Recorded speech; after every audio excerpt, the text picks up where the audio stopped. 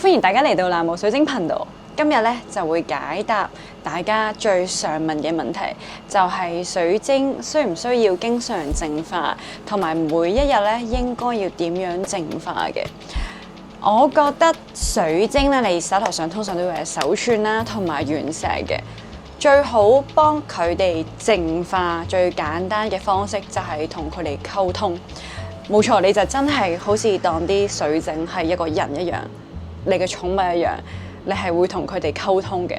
而佢哋係會聽得見嘅。因為高頻率嘅物件咧，佢確實係有非常之大嘅能量記憶嘅載體喺度，佢係一個容量嘅記載體。咁所以當你確實你知道呢件事嘅時候咧，我建議你不妨真係同佢講多啲可能鼓勵嘅説話，或者正面嘅説話、欣賞嘅説話。就好似我打個比喻，我有啲客係會真係經常差唔多每一日返到屋企嘅時候咧，佢係會 spend 一個可能半個鐘嘅時間咧，係欣賞自己屋企嘅水晶擺設嘅。而佢嘅水晶咧，確實係每次我見到佢嚟嘅時候咧，無論係原石定係嘅手串啦，都非常之多下嘅，都係 keep 得非常之靚嘅。呢一個係一個我親身見到而真係有效嘅做法嚟嘅。第二樣嘢啦，就係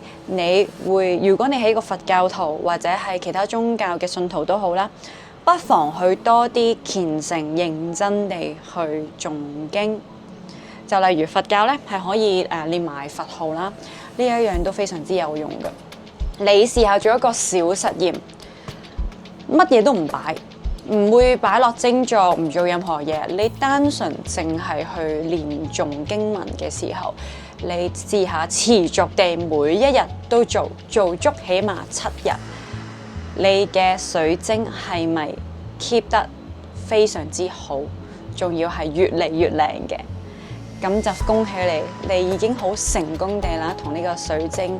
係互相同頻共振。你個氣場發光發亮之餘咧，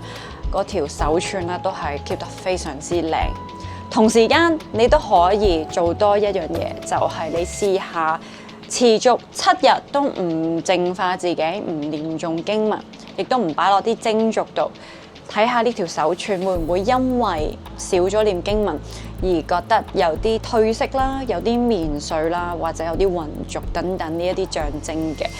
我見到好多時嘅客戶咧，佢做過呢個實驗咧，都係有呢個好神奇嘅變化，係好大嘅差別喺度嘅。所以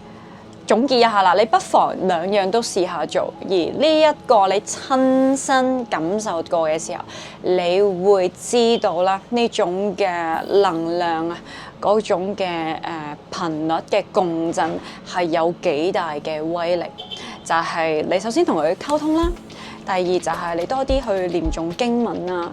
我呢啲所講都係幫助你喺個意志上、你個意識上咧，係提升你整個嘅層次嘅頻率，同時間咧做到持續地將呢樣嘢係每一日都做，將呢樣嘢變成你生活、你嘅呼吸一樣係一樣好恆常嘅嘢嘅時候咧，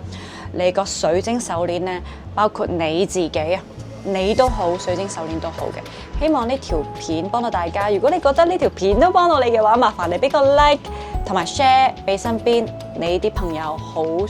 中意研究水晶啦，同埋 subscribe 呢個 channel， 因為我哋準備會分享更加多有用嘅資訊，係適合初階、中階同高階嘅水晶愛好者。我哋下次再見，拜拜。